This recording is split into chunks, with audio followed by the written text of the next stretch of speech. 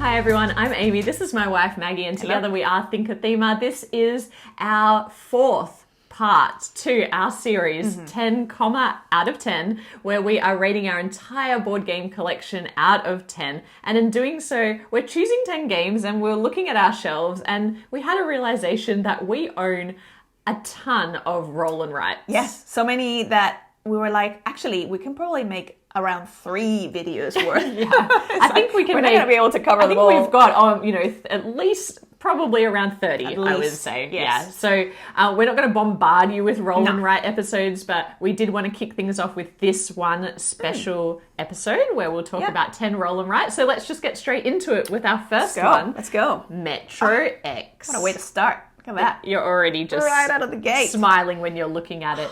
Metro X is a rail and write game because it is all about mapping out a subway map. The lines in the subway. So essentially what you're doing is we're flipping cards. So it's technically a flip and write. And the cards are going to usually indicate a number. And with that number, we're going to decide which line do we want to start building. And so we commit that number to, at the end of the line, you have the actual windows and the little trains. And those are limited. So you would commit one, that number, say for example, it's 3, put that number on that one of the windows, and then you get to mark off 3 of your little kind of circle stations along the way. The aim is to complete as many lines as possible. The first person to complete a line gets to call it out, go, I've completed line A, for example, and then they're going to get the higher number of points for that line. Every person who subsequently completes that gets the lower number of points for that. Yeah.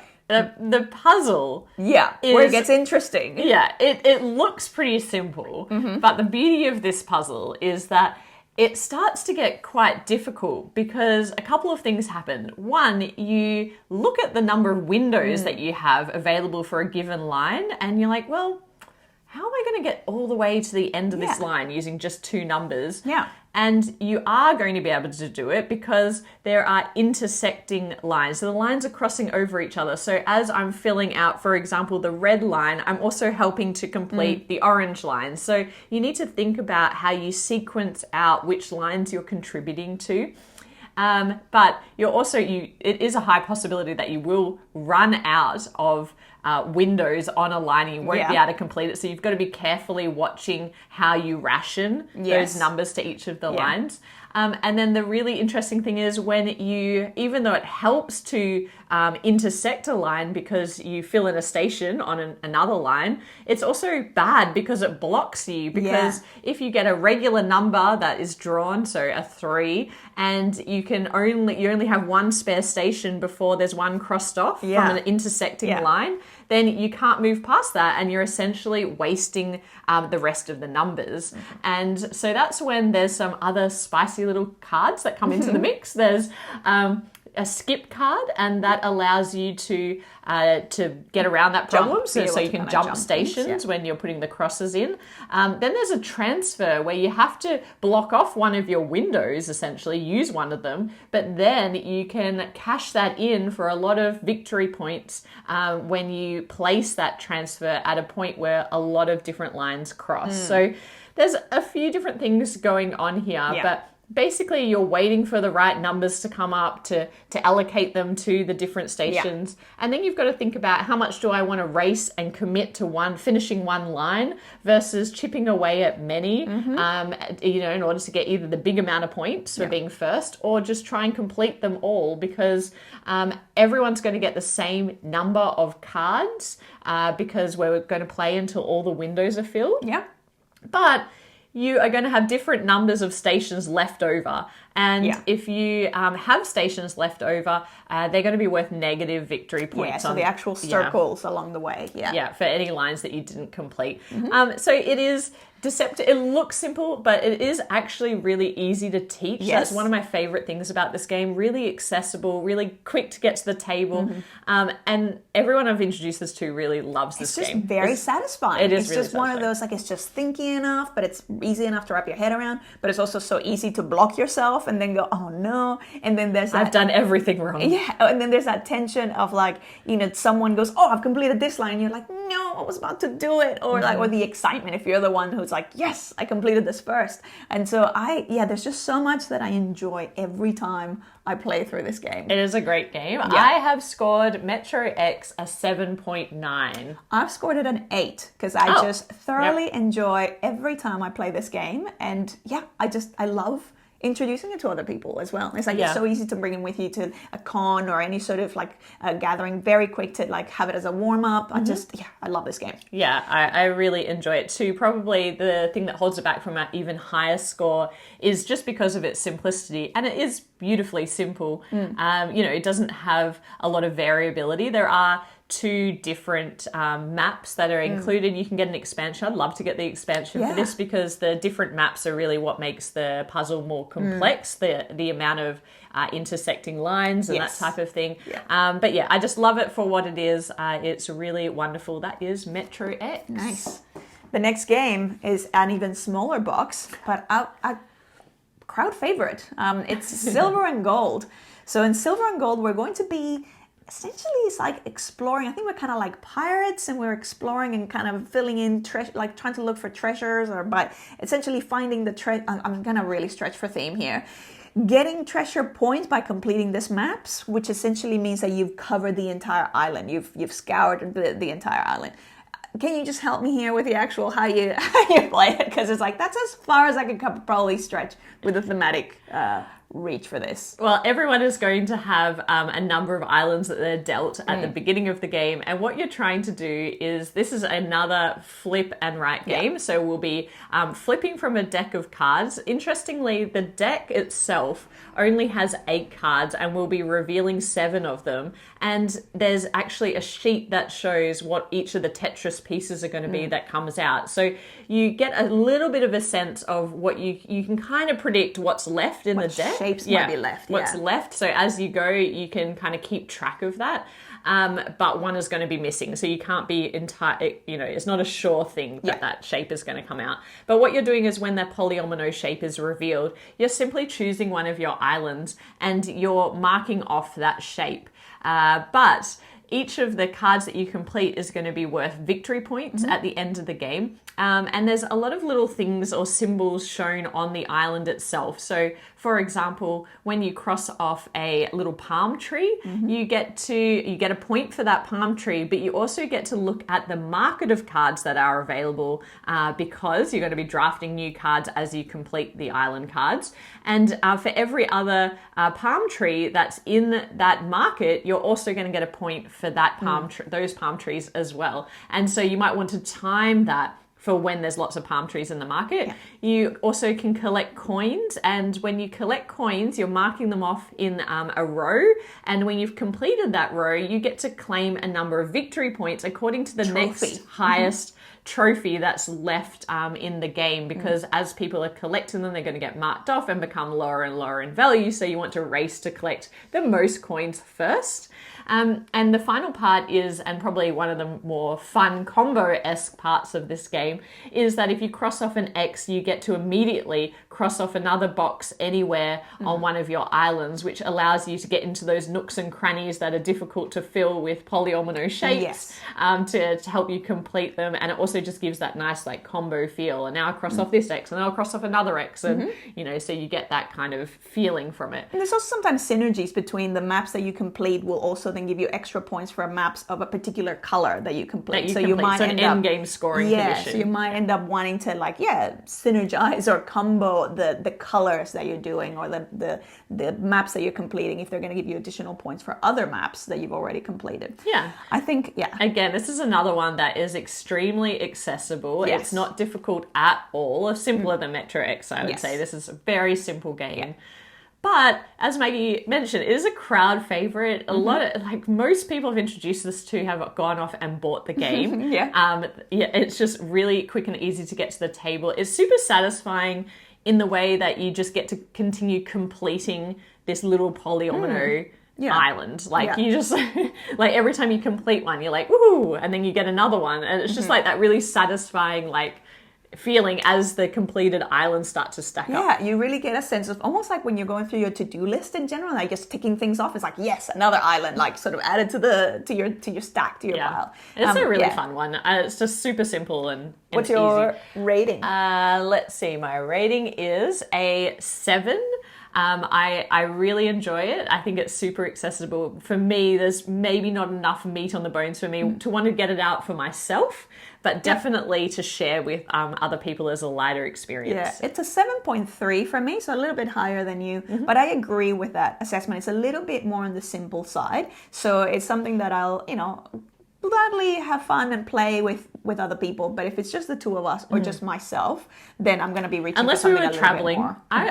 I definitely would take that traveling. It is I think it's a pretty easy game to play when you're, in transit or... Very portable. Yeah. I will say that the pens the that micros come are with cool. this Yeah. are absolutely incredible. The reusable markers. And that is not always the case in a lot of sometimes roll you and write games. really But struggle. these ones, really high quality. Anyway, that is silver and gold. All right. The next one is going to jump up in a bit of complexity. Ooh, yeah. This is Riverside, which is a slightly newer release. Riverside comes with a modular game board that you're going to set up in the middle of the table. That is the river, and you have a passenger boat. Is it a ferry? It might be a ferry. Yeah. That starts. I always think of kind of like the Titanic, but yes, that's sort of like it's full of tourists. Yeah, it is full of tourists, so we'll call it a ferry. Yeah. So this beautiful ferry or steamboat. Yeah, it is. Like a It steamboat. is quite. Yeah, it's much smaller than the Titanic. I think it's just Much smaller than the considerably Titanic. smaller. I think it was just the what do you call it? That chimney in the Did middle. you call it the Titanic? I did multiple times during this video so far. It's It does look a little bit smaller than It's that. like one of the lifeboats of the Titanic. It's like not that small, but yeah. If anyone asked, ThinkerThemer did not call this the Titanic game. The Titanic roll and write. So Riverside, I don't know if the Titanic would fit in a river. Anyway, we digress. We really digress. The river is going to form the path for the game that this ferry or passenger ship is going to move through throughout the course of the game. And what you're trying to do is I'm trying to stay on the thematic explanation, but it's quite difficult. Should I jump in and try and help? You are collecting passengers and placing them in seating. Oh, you're not because you're kind of getting seatings for your passengers, but then you're also taking them out on expeditions for the different areas. Yes, but the player sheet is very abstract. So let me explain the mechanics It's of the game. numbers and it's colors and Yes, and- you are and going to dice be numbers. rolling a handful of dice, and these dice are all different colors. And there's a slight complexity here in the way that you're going to put those dice out to be available for people to choose and use on their player sheet. So you're going to roll them all, and the green one is set aside because the green one is a special dice that you have to spend a certain type of currency to use that you have a limited amount of for the whole game. It's like little fire. That currency. Yeah. And you only get to use a certain number of that. And if you want to use the green dice, you're going to have to pay for every pip that is shown on that. You're going to have to cross off one of your heat icons. So you only want to use that when you really need to use that. But the rest of the dice get allocated in quite a strange way. So you're going to have the remaining 5 dice, and you're going to take the median dice. So the value it is. So the value that is in the middle of the range, you're going to take. So imagine that was a 3, and that die, as well as all of the dice that fall below that value, are going to remain at the bottom. The cool side. The cool side. The cool selection of dice. Anything that's above that median is going to be placed up with the green die, and it's going to those dice are going to cost you heat in the same way that the green dice does. So basically, all that means, all of this complex allocation of dice is really to say that usually to get a lot of value in a high scoring die, you're going to need to spend heat, or you can use a lower value die for free. And what are you doing with those values? Well, for each of the pips, you are going to, well, first of all, you're going to choose a color. So they're all different colors, and that color is going to give you a part of your ship that is indicated on your player sheet. You're then going to count the number of pips and cross off that many passengers in any of the rows that are within that color component of the boat. Yeah. This is very hard without looking at the player sheet, I realized. Yeah. And what you're going to be doing is when you fill a row within that section of the boat, it's going to give you a ticket. And the tickets are really interesting because the way this game scores is as complicated as the way that you sort the dice. Because the way the ship is moving is going to give you access to a certain number of ports. So you can access any port that is within a 3 range of that ferry ship. And at the end of the round, you're going to get the opportunity to deliver some passengers to one of the ports. And each of those ports is a different color that relates to the colored part of your ship. And so, for example, if I wanted to activate, if I wanted to deliver to white, then I would look at my sheet, and for the number of tickets that I have completed, so the number of rows that I've completed within that section of the boat gets multiplied by the number of that port on the river. This is so confusing. So convoluted. Yeah. And that's going to play into our review of this game. So hold this thought. But basically, you are then tied into this strange scoring conundrum where as you continue to deliver to that same colored port throughout the game, the score that you achieve always needs to be higher than your previously delivered port number, which means that before I deliver again to white, I want to make sure that I'm either delivering to a higher numbered white port on the river or that I've crossed off more tickets so that that multiplier is higher. So at the end of the game, you are going to be getting points for the value of each of the tickets you've crossed off, as well as those points that you've collected along the way from deliveries. And then there's this weird captain score as well. So at the end of both ends of the river, there is a special port that you can deliver to, and the value of that delivery is going to be equal to the total number of tickets on your boat, times either 2 or times 1 at the end of the game. And it has that same thing of if you deliver at the times 2, you need to be able to deliver more at the end of the game. But the reason why you want to deliver to these ports is because that's an interactive element of this game where the person who's delivered the most is going to get a bonus 15 victory points, and the person who's delivered the least is going to get minus 15, and that hurts. That's intense. That really hurts. But then to add to that, there's this whole, you also add to that your lowest value of deliveries from, or actually your lowest value score from all the other colors. Yes. So you can't really neglect any one color, which it's one of the fun things along the way where you realize, oh no, I've really neglected blue. And so now it's this like mad rush to try and get some points for blue. And I talked about how when you complete a row within a section of the player board, you get to cross off a ticket. That's one thing. You also get a number of bonus crosses that you can place in a different color. And that's the most fun part of this game. Yeah. So I've talked about a lot of the complexities of the game, but there is a really fun comboing of, well, if I cross off yellow, that's going to give me 2 blue. And then if I cross off those 2 like blue, that's going to give me 1 brown. And you're just like, you get to have these long, satisfying turns where you do so much with one turn. This game for me is a bit of a conundrum. I do really enjoy it. I really appreciate the design for its complexity because I'm like, I would just never think of that in a million years. And it is so thinky and there's so many layers to it. But for that same reason, it makes it super hard to get it to the table. And I can't be bothered teaching it a lot of the time. It's strange because it's like, once you know what you're doing, it's not a complicated game, but the flow of this river is so clunky. Like it's so like, oh, but then this thing, oh, but then also that thing, oh, but this talks to this and this activates this other thing. Oh, and remember that you have to multiply this by. And so particularly for the first few games of people playing, it feels quite slow because there's always going to be people who are struggling, going, wait, so what am I doing with this again? Yeah, And the how does scoring this is work? complex. And the numbers are so high, the maths by the end of the you are the doing game. a lot of multiplication, and you're trying to make sure that, you know, that value is higher than that value, so can I do it? And so there is a lot of math that's going on while you're filling out your sheet. Yeah. So it's like a combination of fun combos and difficult math, and it's just a strange game. And I would say that it's not even difficult maths, it's high maths. So I think it's actually probably, I was just thinking, it's a great game in a school setting or in like a teaching maths or getting to practice maths setting, because yet you end up having to do really large calculations towards the end. Yeah. It's just a super interesting game. What did I give this game? Riverside, I gave it 7.4. I gave it a 7.6, so quite close. Okay. I enjoy my time with it.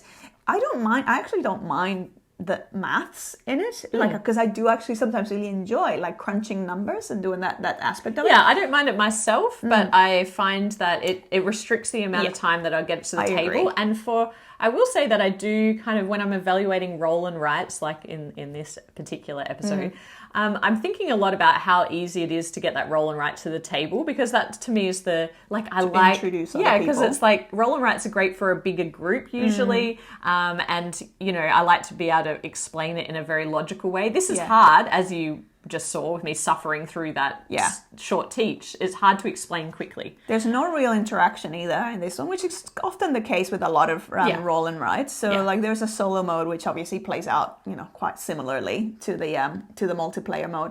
So again, it's one that I enjoy, but there are, like, for me, there's also the concern of replayability, because it's like once you've kind of done it, yes, all those, the modular sort of setup of that river will change with every game, but ultimately you're still kind of doing the same thing time and time again. And for something that is so seemingly convoluted math-wise, where it's trying to kind of do the combo thing, I would probably be, definitely be looking more at a Gash on Clever type thing, which we're not actually covering yet.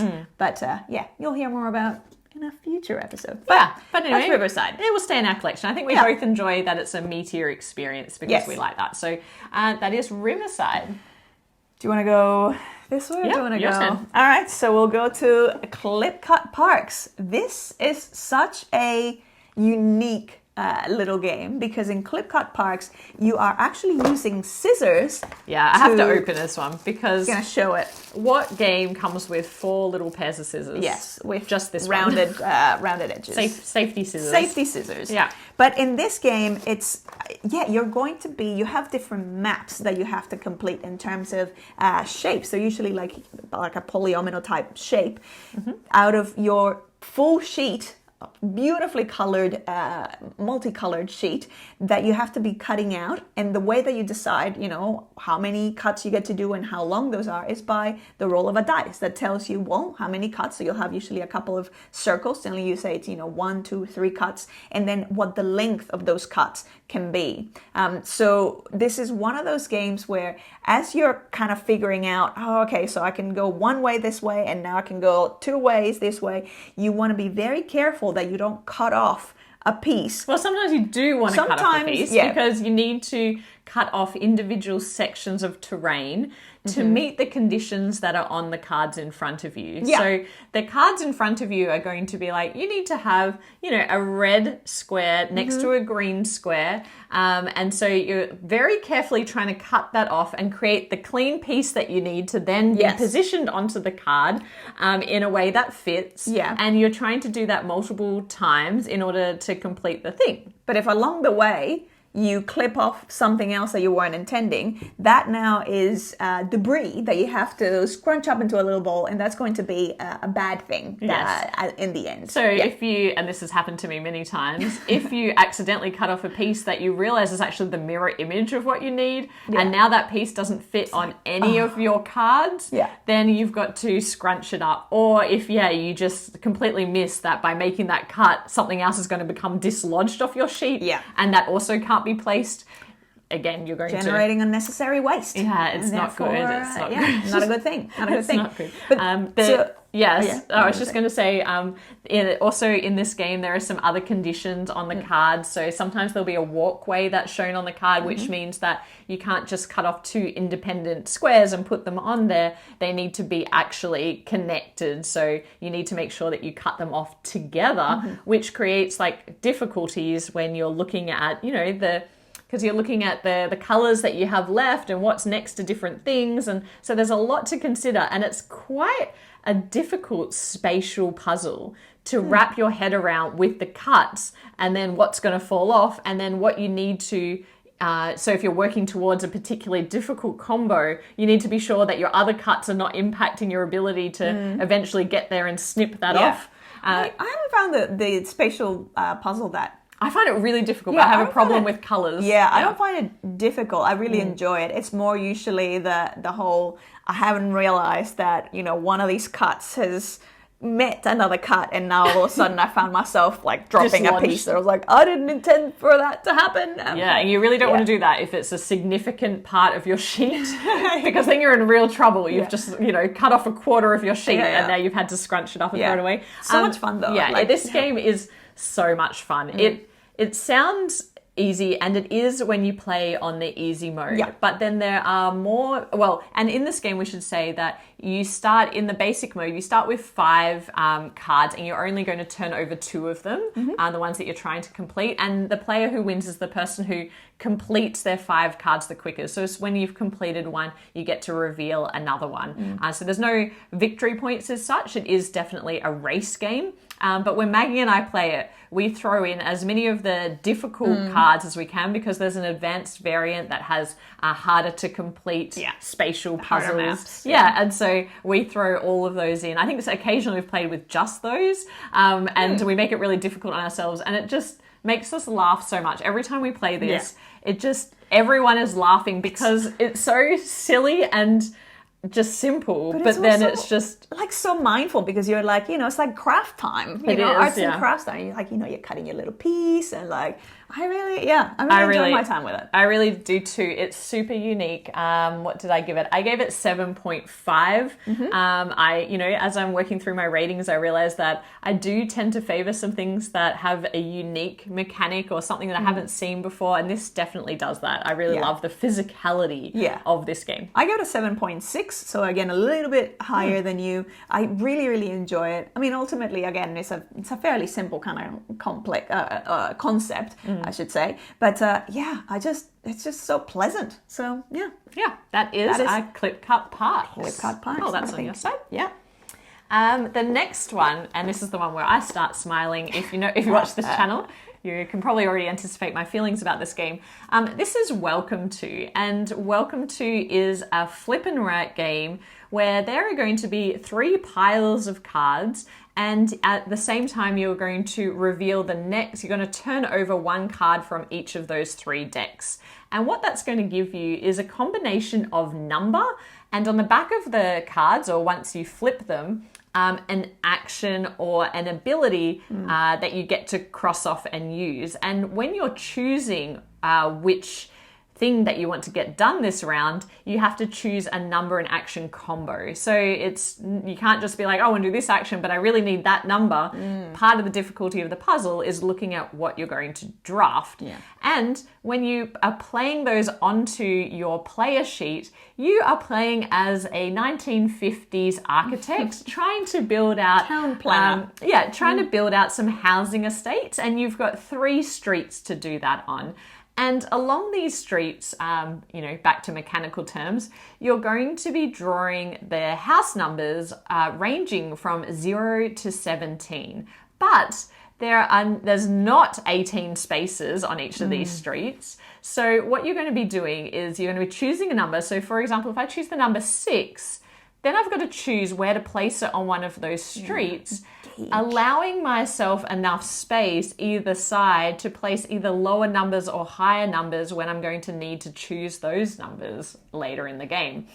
So this game is all about kind of pushing your luck a little bit and estimating, if I have a 6, I might leave maybe 2 or 3 spaces to the left of it for some lower numbers. And also thinking about your 3 streets and the distribution of numbers that each of those 3 streets is going to have. So because, you don't want to make them all so you can't place low numbers on any of them. Yeah. But then there's so much else that goes into this game. So there are 3 city cards that are revealed for each game. These are going to be objectives that everybody around the table is racing to complete. The person who completes them first gets more points. You can complete them later, but you'll get fewer points. These relate to different combinations of houses and certain things on your board, but the most common thing is housing estates. And housing estates require you to draft an action that is a fence, and I do not use the same terminology as here. I use the icon terminology, which I think most other people probably do as well. Like, I really need a fence, because a fence is going to create a divide in your numbers, which sets up a housing estate.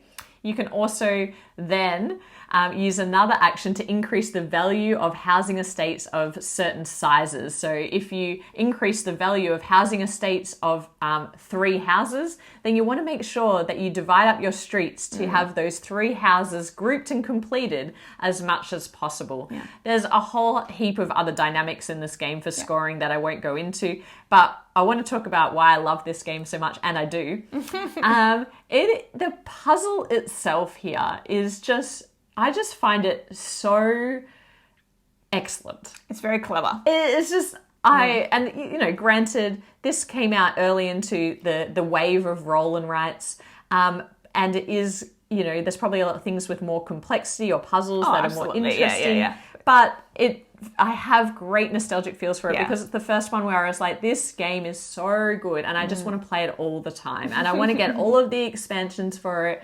And I, want to go deep into this world. I love the fact that you do get to choose between those 3 groupings of numbers and actions. So it feels like you get a lot of choice, and it feels like you are kind of competing against yourself in order to taking gambles the whole way along. Yeah. It's exciting because it's like, again, it's one of those games where everyone starts on an even playing field, and we all have the option of the same kind of set of choices to pick from. And yet, as soon as you make a choice, you start kind of going in very, very different directions. So, I feel like it was also one of the first flip and writes that we ever played. Yeah, it would have been early into the the craze of roll and writes. And I think since then we have seen a lot more games that have that combo choice of like, oh, this is not ideal, but I really need the number, or I really need the thing, or the. But this was obviously quite revolutionary at the time, it felt so new and unique at the time. I also just love the fact that it tries to force you away from your plan. So you could be eyeing off a city card and you're like, I really need to focus on just completing that city card. And then a pool appears with a house number that is just going to fit perfectly into your puzzle where there's a space for a pool house. And so you're just like, that's tempting. I'm just going to grab that pool. And so you're just trying to be opportunistic at the same time as working towards a broader strategy. I love a race objective. We see that across many games, but I just really enjoy that. It's done really well here. And I just found that for something so simple and fairly unchanging, without any of the expansions, I've had so many games of this with so many people, and it just is always super satisfying as a puzzle. I just always feel so good about myself if I can complete those 3 streets. And interestingly, one of the conditions for ending the game is when someone is not able to place a house for the 3rd time. So they 3 strikes and they're going to end the game. So everyone needs to be pretty careful with their puzzle. And it is like slightly frustrating when someone ends the game. You're like, no. And you're like, no, it's so set up. I knew I was going to be able to complete this puzzle. Yeah. So I don't know. It's just, I love this game so much. What did I give it? I gave it a 9. Whoa! Yeah, a 9. And that is a 9 relative to many great high rating games in our collection. That just speaks to how much I really adore this game. I enjoy this game, but not to the level that Avi does. It's a 7.7 for me, because it's a game that, again, like I was very taken and very impressed when I first experienced it. But I think like over time, I'm like, yeah, okay. Like obviously, you know, it's numbers and placings and things. So it's like there's limited enjoyment that I don't know what it is. It's a perfect combo. Yeah. And we do have some of the other games in the series, and we'll talk about those. Feature them we'll feature them videos later. But suffice to say, in its purest form, it's just excellent. Yeah. I just love it the way it is. 100%. That is welcome too. All right. My turn? Mm-hmm. We're going to move on to Rolling Realms. So Rolling Realms is a very unique and clever implementation of a roll and write where you are essentially you're kind of rolling these two mega dice that are very really chunky and very satisfying, and then you're going to have a selection of different realms which cleverly relate back to different Stonemaier games. So you know, you might have a viticulture card, and you might have a now I'm blanking. You're pendulum. Blanking. You're like It's so many, yeah, like a wingspan, and so all of those, it's like all of these are mini games that then you're going to be they all have their own sort of rules of how they play and how they score. Ultimately, all of them are going to be giving you stars, which are going to be the points for the end of the game. So whoever has the most points wins. But then you're also going to be collecting resources. So you have, you know, little hearts or coins or pumpkins. And so all of those, they're either going to be decimal points at the end of the game if you don't use them, but they also are going to be able to be used for particular, you know, abilities. What I really love about this game is a couple of things. One is the nostalgia of those mini games reminding you of the big game that they represent, those realms that they're representing. And now it's actually expanded to the point where there's even non-Stonemaier games being represented as part of the realms. So you're going to be playing over 3 rounds, and then in each round, from memory, is 3 different realms. Mm-hmm. So you get to play through 9 different kind of mini games or different mini realms. Yeah, and the fun in this game is that because you are seeing 9 different realms in a particular game, it's like, I think it's really fun that each one of them works slightly differently, and the mechanics that are related to that realm relate back and very much are related to the mechanics in the original Stonemaier game. Yeah. And so for any fans of Stonemaier game or Stonemaier games, if you have the collection, it's just like there's this, the nostalgic feelings of like, oh, I see why that is, and making the connection of why that works the way it does because of the game. Scythe has like top actions and bottom actions. And you're like, oh, that's right, because that's what happens. And Pendulum has the timers. So it's like, oh, that's right, the timers. They were intense. And so in viticulture, you've got the little grapes. And so it's like, it's all these little touches. Yeah. The other thing that I love about this is the solitaire mode. They kind of had this solitaire mode that is a campaign, and it's a mini golf theme. And so you're kind of working your way through all the different holes. And each hole is a new challenge. So clever. I still don't quite comprehend how minds are able to come up with these combo of puzzles, but it's a combination. So it kind of gives you a particular challenge with a combination of realms and a particular goal that you have to reach, or a particular set of limitations that you have for each one of those. And I just really enjoyed working my way through that campaign and sort of going, oh, you get stuck, and then you can kind of get a little handicap and try again. And so very, very clever implementation. There are some of the additional expansions we don't have yet. So, but it's one of those things that definitely want to get some forward of them. to checking out some of those ones. So Rolling Realms, what did you give it? Rolling Realms, I gave it 7.4, and I really enjoy my time with Rolling Realms. I particularly enjoy Rolling Realms when I'm actually just playing with Maggie. I think it's because the reason why the score is a little bit lower, like it's still a great game, great score, but the reason why it's a little bit lower is just because with roll and writes, it's something that when I think of that category of games, I think of playing it with a lot of people. And I know that this game is really loved for its solo game. I really enjoy playing it with Maggie. But I think to fully appreciate it, it really helps to know the games that are referenced in it. Definitely adds a layer of enjoyment. It's like the main thing for me in my enjoyment of this is remembering the other Stonemaier games. I know that you can get more, obviously other games that are non-Stonemaier and pack them into the game. But my main thing is that I play with a lot of people that haven't played that style of game, so they're never going to get any of those references. So for me, it's just more limited in its occasions, but I still really think it's really fun, and I like playing it with you because then also, you know, when you're playing with another gamer, you don't have to spend the time explaining how each card works or differs so much. So each of the realms, you're more likely to pick it up quicker. We did give the rating. No, I gave my rating. Oh, I haven't given my rating. So it's a 7.8 for me. I really, really enjoy this game. It's the only reason it's not higher is because, again, it's a fairly simple and straightforward kind of game. And I feel like, once you've sort of played through those mini games, it's like, okay, I feel like I've done it. So now it's just more about adding those additional kind of expansion realms. But very high rating. It's still quite high. And also one of the best, we were talking about the markers before, one of the best markers I've ever experienced as well. Yeah. Amazing. Thank you for that marker in particular. That's Rolling Realms. I was like, are you thanking me? No, you're thanking Jamie. I'm thanking Jamie. I'm thanking the game and Jamie for the choice of marker. So the next game is Trois Dice. Now this is a re-implementation of a bigger Euro game in roll and write form. Trois Dice. It is different to the Euro game, which we also have in our collection. We'll come back to in a later episode. But Trois Dice is, the way it works is this is one that actually does have dice.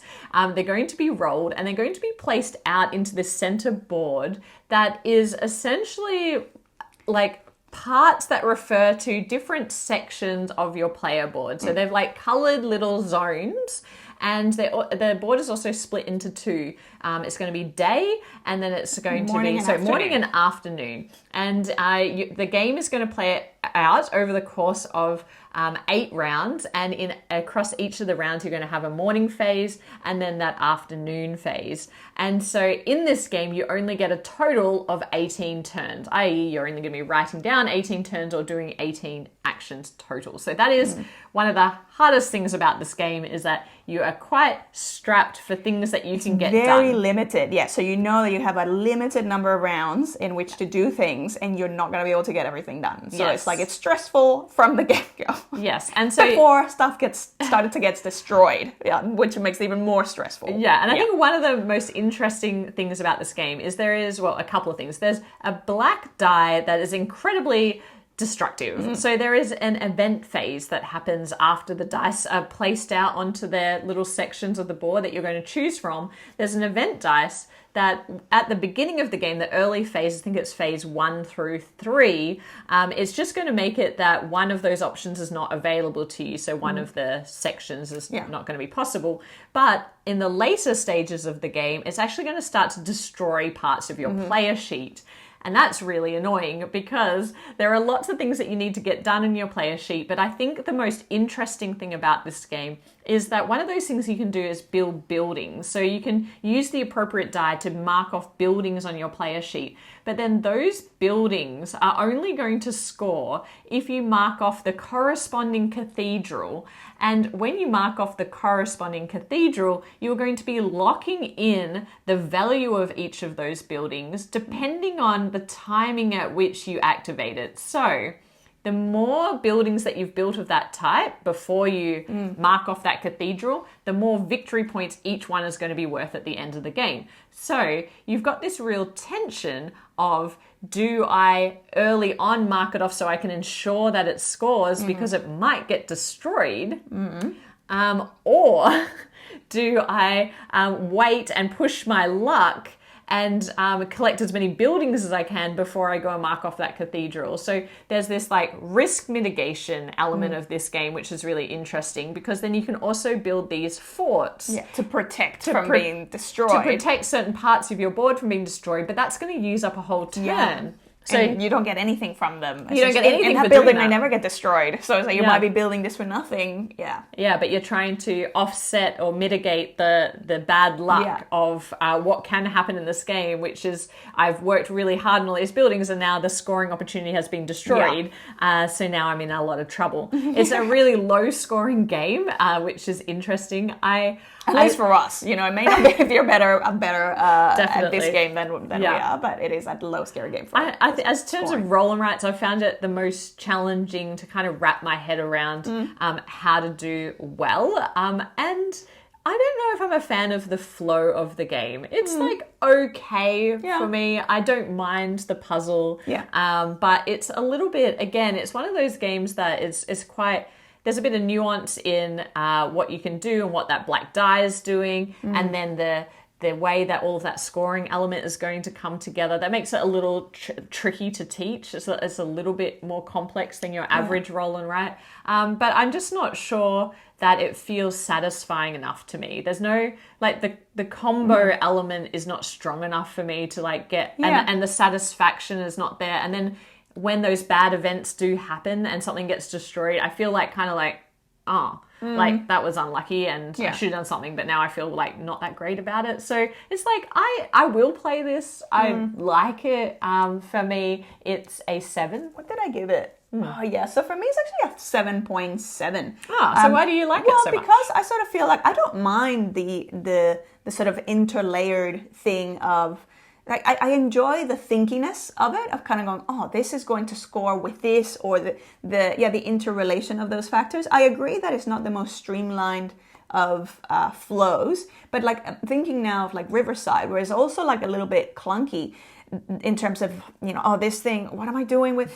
But this one, like, it's, I wouldn't say that it's clunky. I think it's like the relationship between, oh, okay, making sure that I have enough of these buildings, but it's like they're not going to score anything unless I activate that cathedral, but also the timing of when I activate that cathedral is going to indicate the multiplier that I'll get for those buildings. And so I feel like there's way more thinkiness and almost like meat on the bones from this one. So I almost like I'm happy to pardon or like forgive the sort of the clunkiness or the start of like, oh wait, what relates to what? Because there's actually, like, I feel like the level of strategy is deeper or more complex with this one. So I do enjoy. I will agree that it's not my favorite roll and write, just because it is quite abstract, and obviously I'm more of a like thematic. I like to sort of feel like I'm achieving something or doing something in a creative sort of way. Very high score from you. So, yeah. For something that I also find not very thematic at all. I feel like this is like levers. It is very much levers. Like they kind of tried with the 3 types of the buildings. Because it's like the buildings that relate to like I feel it's like, I think for me it's like clerics and civilians and what, but it's like realistically in the gameplay of it's like thematic. No, it's just colors. I think Maggie just really enjoys difficult puzzles that she gets to work on by herself. Yes. So very like solo mode, multiplayer solitaire. Happy place. Yeah. But yeah, so let's try dice. It is try dice. Oh, I put it to your pile, but yours is next. All right, so now we're gonna go into a beautiful little game called Ofrendados, El Camino a Mictlán. Now this is a Mexican game, so made from a team in Mexico, and it's about the celebration that happens with Day of the Dead, so Dia de Muertos, where in Mexico it's very, and obviously you would have seen it's so colorful, and you have all the, you know, the skulls and all of that, but the whole thing is about celebrating or reuniting with those loved ones who have passed on. And so the way that it happens in real life, so the way the celebration is, families will build these altars and put the ofrendas, which are kind of like the offerings, to attract and to sort of celebrate. It's kind of like preparing a table with a bit of a feast, because you're having people over. And so this is a way of like putting all of your loved ones' favorite things, so that when they come and hang out with you, then they've got access to all the things that they love. The way that this happens in the game, and also in the, you know, in terms of the celebration, is there's the El Camino, so like the road is the path between the world of the living and the world of the dead. And so that path is made of these flowers. Now I can't remember the name of the flowers, but they're also represented in the game. So in this game, you're going to be using dice to then determine in your altar. So you're going to be drawing different offerings in your altar. All of those offerings will have different ways of scoring, And even the way that they score is so beautifully thematically integrated with what those offerings are. So there's things like the particular, like the sweet bread that they use, and then the papel picado, so that like the sort of chopped paper that they use. And so those are the things that you're going to be drawing. And so that's one of the dice you can use to draw those things. One of the other dice you can use to get coins. So the coins are going to help you get some of these cards that will give you unique abilities. Essentially, you obtain those cards, you get either additional points, or some of them are going to be abilities along the way. And then the other one is a dice that allows you to put flowers to build that camino, to build that road, the path between the living and the dead, which if you don't contribute to that, if you don't manage to complete that or create that path, anything that you do on your altar at the end of the game is worthless, because it's like, well, if you weren't able to establish the path for that connection and your loved ones weren't able to come and see you, then what's the point of the altar? And so the way that you're going to be doing that is you have this this path where you're going to be placing these beautiful little flowers. And those flowers, we're kind of collectively going to be placing those flowers down.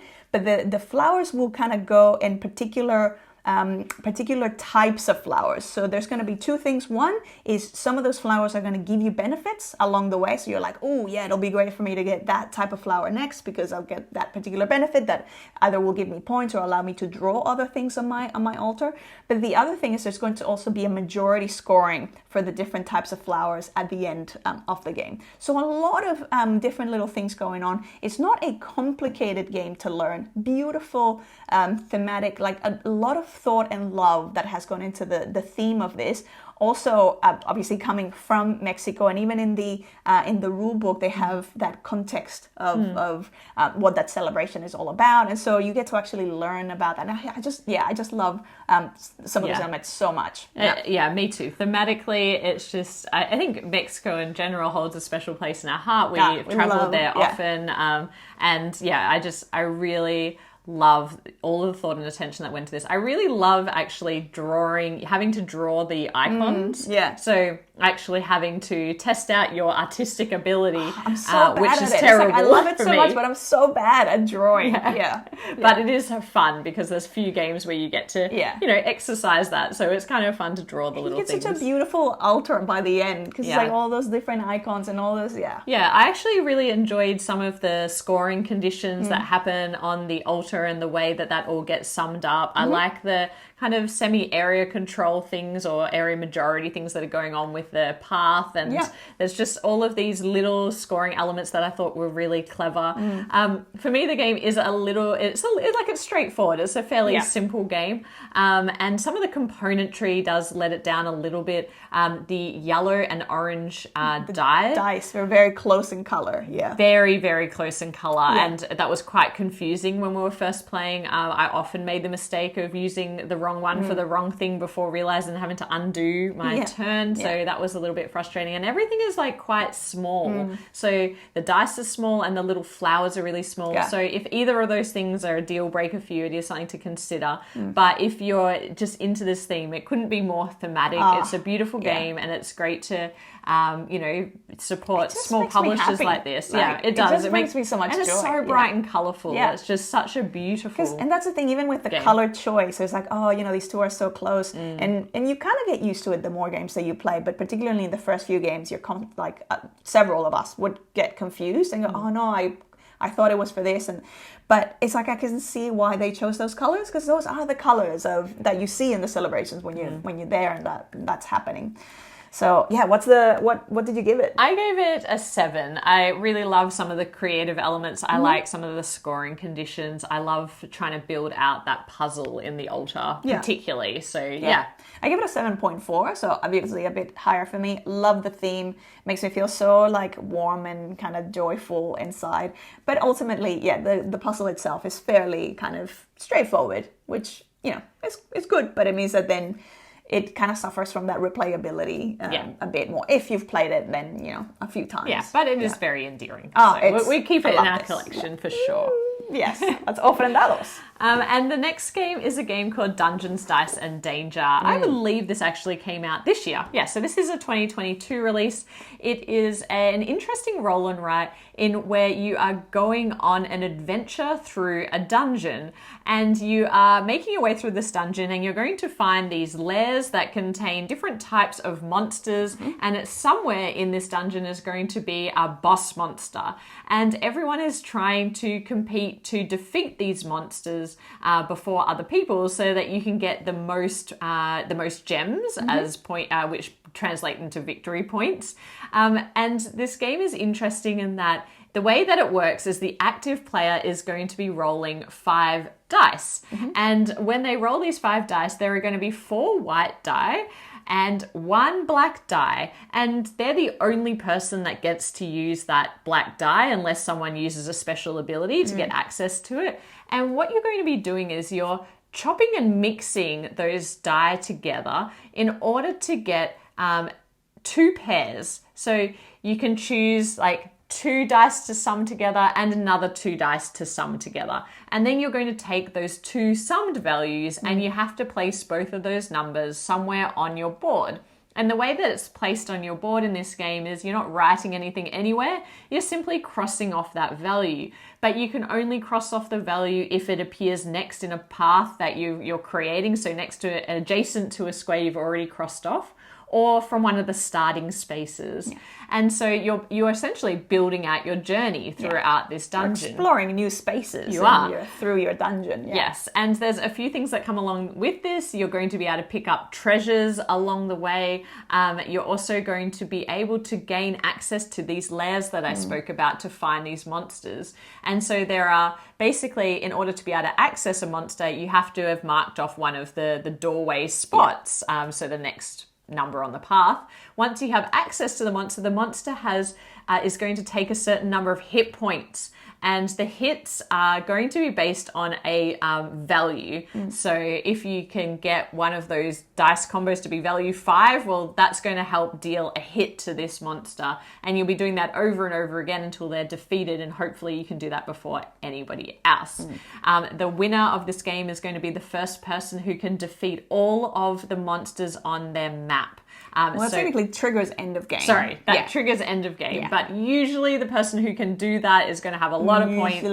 And so they'll definitely, hopefully, be ahead by the time they seek to trigger that end game. Unless they did something really, really badly or were very risky along the way and got a lot of minus points in terms of their health going. That's right, because anytime that you can't place either of the 2 numbers, which can happen, you are going to have to mark off a life point. And the more life points you have, the more negative victory points. But if your life points actually run out, you are eliminated from this game. This game has player elimination. You will be dead. And so there's no more taking on monsters for you. You're out of the game and everyone else continues. But there are ways that you can mitigate against that. You can unlock some special abilities that give you some bonus life points. You can also unlock an ability that allows you to use the black die when it's off turn. So when you're the passive player, and it's really important to have access to that, because when you are the active player, you have a choice of, I believe, 9 different combinations of pairs of numbers. When you are not the active player, you have 2 choices. And so having access to that 5th die really increases significantly the number of numbers that you can choose from. And therefore, the direction you can take with your puzzle. In my mind, I'm still like lost in the, how many choices do you have? If I have 4 dice, is that really 2? Pairs. Is it like that pair or that pair or that pair? Isn't it more choices? I don't know. It's very confusing. And as you play, there's a lot of summing involved, because what you're trying to do very quickly is work out all of the possible combos of dice. So especially when you're the active player, there's a lot to think about, but it is made a little bit easier by the fact that you might only have a certain number of numbers available to you. So you're really looking at the puzzle and being like, well, actually, I'm searching for a 7. So if I add these 2 dice together, I can get that 7, but what's the other 2 that are left over going to give me, and can I use that as well? And so that usually dictates a lot of your choices in this game. But first of all, I'll say I feel like this is really unique Oh yeah, as a roll and I ride. love the concept of having a roll and ride that is so epic, and you actually can see the progress of your journey through the game. So and it feels, fairly, I'm gonna say thematic, but it's like it just feels like I'm doing something that I can kind of understand. I'm kind of crafting this path, and then I'm battling these monsters, and it all kind of makes sense. I think it does feel thematic. I really like all of the different maps that it comes with. So it comes with a huge variety of maps, and they are beautifully illustrated. Yeah, I really enjoy that. They're bright and colourful, and they just look really great on the table. Yeah. And you do get that sense of adventure. I agree, it's very thematic. One thing I'll say is that it's a bit long. I find the games, they can go for an hour, which is a more substantial roll and write experience. But if you're after that adventuring, like Maggie loves that. Enjoy, she just wants to go on this epic longer adventure. Adventures. Yeah, so for me, Dungeons, Dice and Danger is 7.3. Okay, it's higher for me. It's a 7.8 because I really I love going on that epic adventure, and I love that even though we're not kind of battling together, there's a little bit of an element of that, because it's like whoever manages to defeat a monster, it's like they've weakened it, so they get to have the highest number of victory points for that. But then everyone else gets to still have a go at that monster, but we get to weaken that monster so the time that when we go and attack them, they're going to be weaker. But we're also, when we defeat them, we're going to get fewer points. So it's like, even though it's not really interactive, there's a little element of we're kind of in this sort of together. As far as rolling right but goes. Mostly, working on your own, which is what I like. You do like that. Just doing I am feeling like overall your scores for roll and rights are a bit higher because of the fact that you do enjoy multiplayer solitaire. Yeah. But this, I wanted to say something about this game is that it can be a bit AP prone. I find myself I don't want to commit to a set of numbers until I've worked out every possible combination of numbers, which can, for people who are oriented towards that, optimizing, it can be a little bit slow to have to sum. And often I actually find it very difficult to look at 5 dice together and sum this one and that one and that one and that one. Like, I actually find I need to physically move them so that to group them together and then for my brain to be able to compute that, which obviously is really annoying for everybody else around the table, because I'm like, has everyone done? Can I just push these around? And I find it, much quicker to do it that way. But anyway. Yeah. I'm more instinctive. I feel like that's more about me. Oh, yeah, that looks good. Yeah, I'll just make do with the other combo It is something to be aware of, though. There is a lot of summing in this game, so if that's not for you, then this is definitely not for you. But that is Dungeon, Dice and Danger. All right, final one. Final one is Cartographers. I just want to say about this collector's edition in that I think we should score it for the base. And the reason why I say that is because the base game is contained in here. Yes. There's a whole heap of other stuff that comes along with the collector's edition. We have the Heroes expansion. We've got the skills, both skills expansions, and a ton of additional maps. But I don't feel that we've played all of that content enough to give it a score based on everything combined. So I just want to say that, because we don't have the base box anymore. But we're going to talk about consolidated things. We're going to talk about the small retail base box that you can get. Yeah, so cartographers, we are cartographers. So we're mapping the land and trying to make the best. Well, this is interesting, because we're technically mapping the land, but we're getting to choose what goes where. So I'm only just realizing whoever has the best memory of what the land looked like. Time. And so there's going to be objectives. So we're going to be playing it as throughout different seasons, and as we play through those different seasons, there's going to be combinations of objectives for scoring purposes. So, for example, when we're playing the first season, it might be all about, you're going to get points for this type of combination of residential areas that you manage to get, or it might be around the forest. Residential areas. Well, I call it residential because it's like villages, because it's like the little houses. But I call it residential zone. Is it still technically housing estate? Well, if they're residences, it would still be residential. I don't know. So it doesn't feel of the time. I mean, but wouldn't it be? Like, it's still residence. I don't know. Or another example would be like the forest area. So it's like you might be getting points for columns or completed columns or rows of the green forest areas. Yeah. And so you're having to kind of time. And so the way that it had, like, everyone's had their own starting map, which is kind of like the empty-ish grid, usually with a couple of obstacles along the way. And then as we're revealing cards, which will have usually a combination of either a type of terrain, so let's say residential village zone. terrain, and then a couple of options of polyomino shapes that you could put that terrain in. So you know, we're all getting to kind of go, oh, okay, so I know that I have to put that type of terrain, but I might have an option of like smaller, like this will take up smaller space, but it'll give me an extra coin, or it'll be a bigger sort of piece that'll help me kind of cover up more of the map. So you're getting to choose that, or some other cards might be a couple of different, it's like, this is the shape that you have to do it, but you can choose between these two types of terrain. And so it's got this really interesting progress or evolution through the game, where you're seeing how at every round it's going to be a slightly different combo of scoring objectives. Yeah, or but goals. you can also plan for what's coming. Exactly. Yeah, exactly. So you've got, and sometimes you kind of find yourself working towards something. You're like, wait a second, this is no longer going to score. Like, this is not going to score anymore because we're past that point. But it gives the game particularly with this one, like being able to fill it out in color. So using the color pencils makes this really beautiful final multicolored map come to life. Yeah, but even if you're not using color, you're drawing the symbol that relates to the terrain. And so you do get like that same artistic, it feels very creative, like this map is coming to life. And, you know, if you don't have to search very far to see,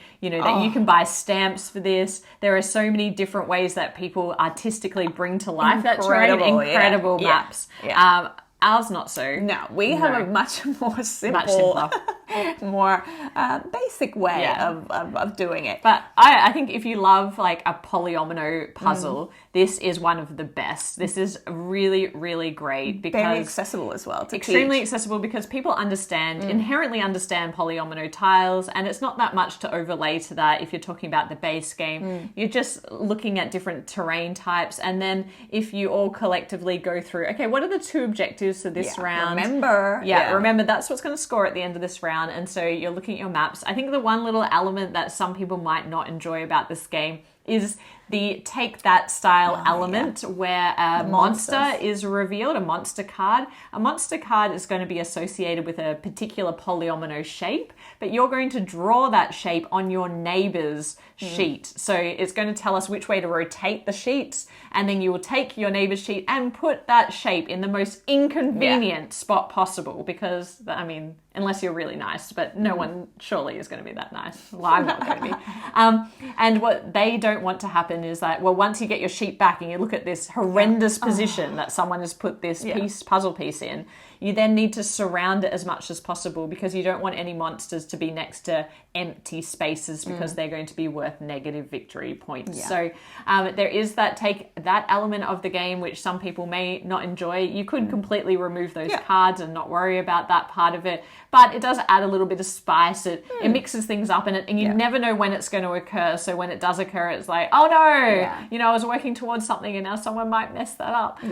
So I enjoy that part of the game. I really love the stripped back version of Cartographers, and as I said, we have dabbled with some of the other maps and things from the expansions, but for now we'll rate just the base game. Cartographers I gave an 8. So did I. So it's an 8 for me as well. And again, that's based on the core or base game. Because agreed, like we haven't, like I don't feel like I've really explored the other sort of add-ons. Yeah, there was so much additional content that we got. Also, when I have kind of dabbled into it, it's like I actually prefer the core game by itself. I feel like, yes, like those things are good if you're wanting a bit of variety, or if you kind of, you know, played it out. Yeah. But it's like really the beauty of it is in that core puzzle. And I agree. Yeah. It's a great game. It's really easy to get to the table. Everyone that we've introduced it to really loves it. It's a classic for a reason, and it was another one of those games that really came into the roll and write scene and like at the right time when the wave of roll and writes was here, and it kind of changed the way people perceive roll and writes, I think. So